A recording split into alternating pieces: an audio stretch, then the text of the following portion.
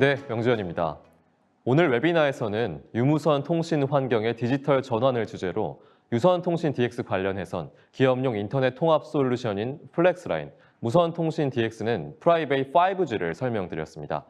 이번 Q&A 세션에서는요, 발표 주제에 대한 사전 문의 및 채팅으로 올라온 FAQ를 내용으로 앞서 발표하신 권성희 과장님, 선진규 차장님, 이종경 과장님, 홍순권 과장님께 질문드리고 답변을 들어보는 시간을 갖도록 하겠습니다. 안녕하세요. 안녕하세요. 네, 첫 번째 질문은 권성희 과장님께 드려보도록 하겠습니다. 기업용 인터넷이라고 하면 아직 코넷 같은 상품을 많이들 기억하실 텐데요. 아직까지는 플렉스라인이라고 하면 용어도 어렵고 고객에겐 좀 생소할 것 같습니다. 고객이 알기 쉽도록 플렉스라인을 한마디로 설명한다면 어떻게 표현할 수 있을까요? 네, 많은 분들께서 플렉스라인 서비스가 아직 생소한 것은 사실입니다. 저는 플렉스라인을 딱 한마디로 소개한다면 지능형 보안 인터넷이라고 말씀드리고 싶습니다. 지능화된 QoS 설정으로 업무 트래픽의 우선순위를 조절하고 강력한 보안 기능까지 한꺼번에 제공하는 인터넷 서비스이기 때문입니다. 그리고 계약 기간 중에 인터넷 회선과 클라우드 연결 회선 속도를 유연하게 변경할 수 있기 때문에 플렉시블 라인의 줄임말이 플렉스라인이다 라고 설명드리면 아주 쉽게 이해하십니다. 네, 플렉스라인을 정말 명쾌하게 정해 주셨네요. 그렇다면 과연 이 플렉스라인이 타사 대비 어떤 차별성이 있는지 많은 분들이 사전 문의와 채팅을 통해서 궁금해하시고 계십니다. 그리고 현장에서는 이런 차별성을 어떻게 어필해서 성공 사례를 만드셨는지 컨설팅 노하우가 있다면 말씀 부탁드리겠습니다. 예. 플렉시블 라인의 타사 대비 차별성과 컨설팅 노하우에 대해서 질문을 주셨는데요. 우선 이제 타사 대비 차별성에 대해서 먼저 말씀을 드리겠습니다. 첫 번째 유연성입니다. 계약 속도를 이제 자유롭게 변경할 수 있는 것이 고객에게는 매우 매력적이거든요. 두 번째, 가격 경쟁력입니다. 수차례 경쟁 상황을 체험하다 보니 타사 대비 적어도 10에서 20% 이상은 저렴합니다. 세 번째, 독보적인 서비스입니다.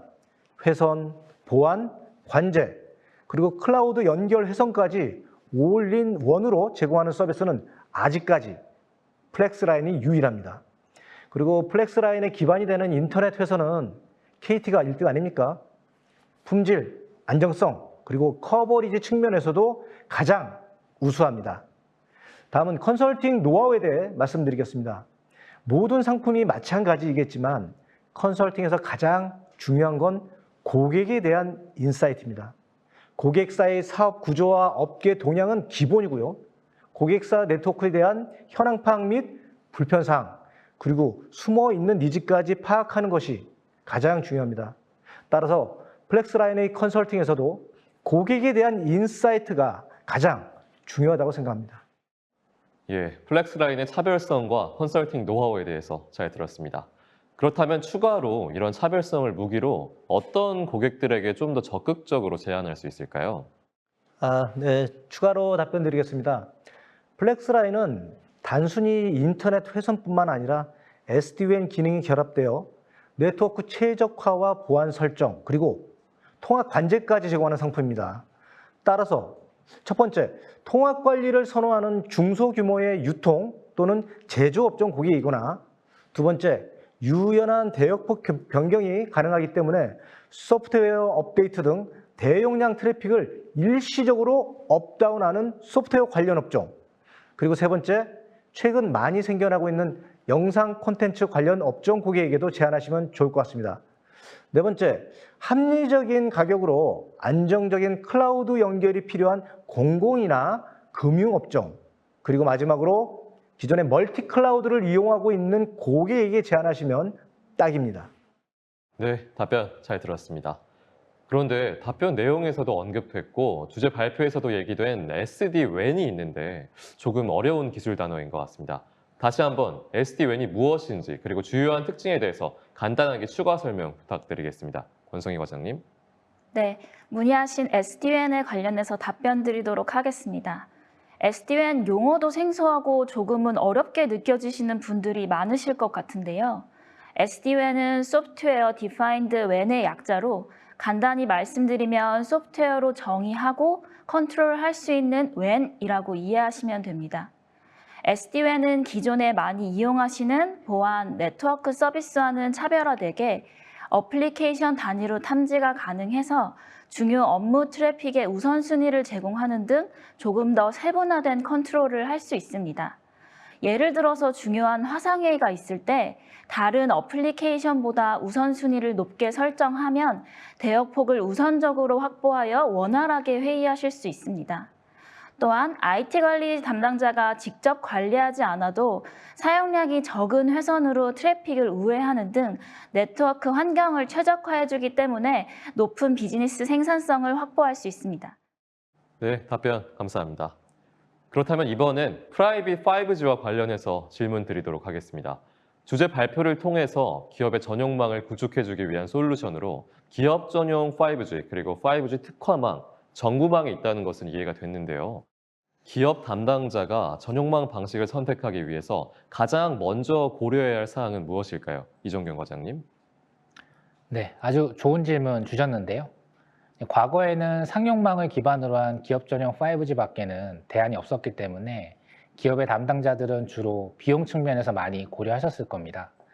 하지만 이제는 비용보다는 도입의 목적과 어떤 솔루션을 사용할 것인가가 매우 중요해졌습니다.